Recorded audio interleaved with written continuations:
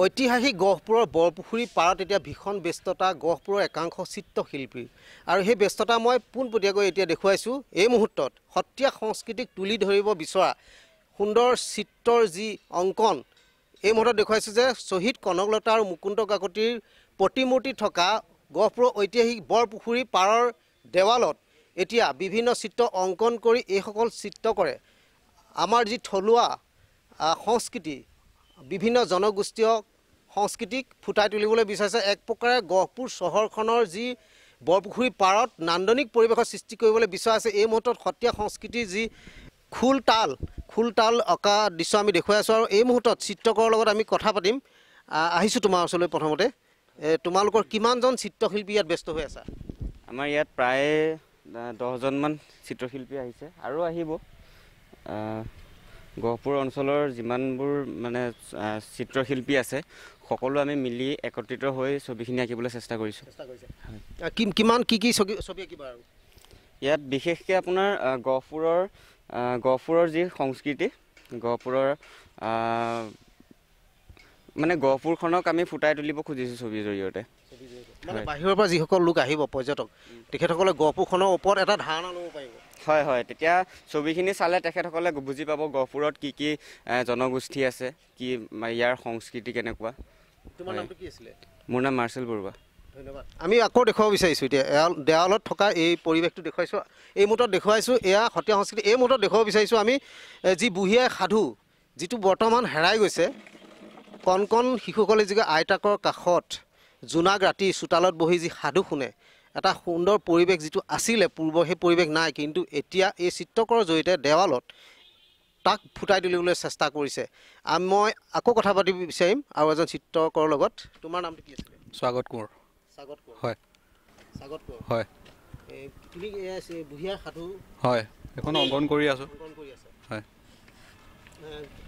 কেনেকুৱা অনুভৱ হৈছে ইয়াত ধুনীয়াকৈ গোটেই দেৱালখিনি তোমালোকে বিভিন্ন চিত্ৰই ভৰাই তুলিবলৈ আগবাঢ়িছে হয় বহুত ভাল লাগিছে আমি গহপুৰখনত এনেকুৱা এটা জেগাত আমি ছবি আঁকিবলৈ পাই নিজে সুখী হৈছোঁ হয় কিহত পঢ়ি আছা মই এবাৰ ডিগ্ৰী খতম কৰিছোঁ ধন্যবাদ তোমাক আমি আগলৈ আৰু দেখুৱাবলৈ চেষ্টা কৰিম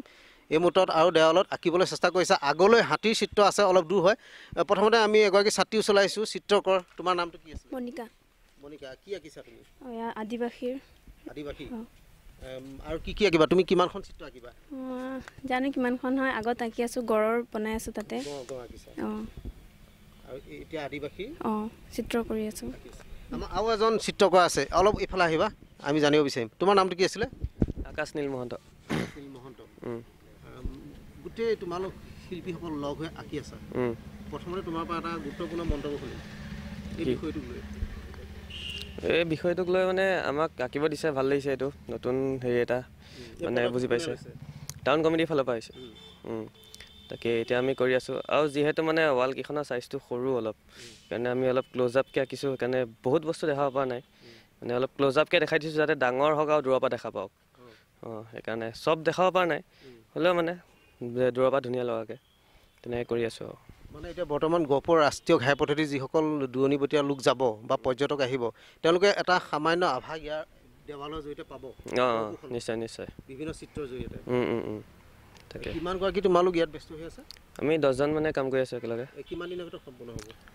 15 দিনমানৰ ভিতৰত হৈ যাব ন ধন্যবাদ জনাইছোঁ আৰু আমি পুনৰ এইফালে দেখুৱাবলৈ চেষ্টা কৰিছোঁ যিহেতু সম্পূৰ্ণ হোৱা নাই এইফালে আঁকি আছে আৰু এই মুহূৰ্তত আমি যি চিত্ৰ দেখুৱালোঁ ইয়াৰ পৰা অনুমান কৰিব পাৰি তেওঁলোকে গোটেই দেৱালখিনি ভৰাই পেলাব আৰু গহপুৰলৈ যিসকল লোক আহিব বাহিৰৰ লোক তেখেতসকলে ইয়াত আহি গহপুৰৰ এটা থুলমূল আভাস পাবলৈ সক্ষম হ'ব এই দেৱাল অংকনৰ জৰিয়তে বিভিন্ন যি কলা সংস্কৃতি গহপুৰৰ বিভিন্ন জাতি জনগোষ্ঠী যিসকল গহপুৰত বসবাস কৰে সকলোৱে এটা সংস্কৃতি আভাস ইয়াত দিবলৈ চেষ্টা কৰা হৈছে আৰু বিশেষতঃ জীৱ জন্তুৰ চিত্ৰ লগতে সত্ৰীয়া সংস্কৃতিৰ লগতে বুঢ়ী আইৰ সাধু লগতে অন্যান্য তেওঁলোকে আঁকিম বুলি কৈছে গতিকে এক প্ৰকাৰে সুন্দৰ ৰূপত গহপুৰখন নান্দনিক এটা পৰিৱেশ বা মনোমোহা চিত্ৰকৰ জৰিয়তে এটা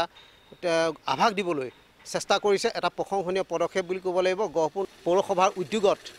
এই ব্যৱস্থা হাতত লৈছে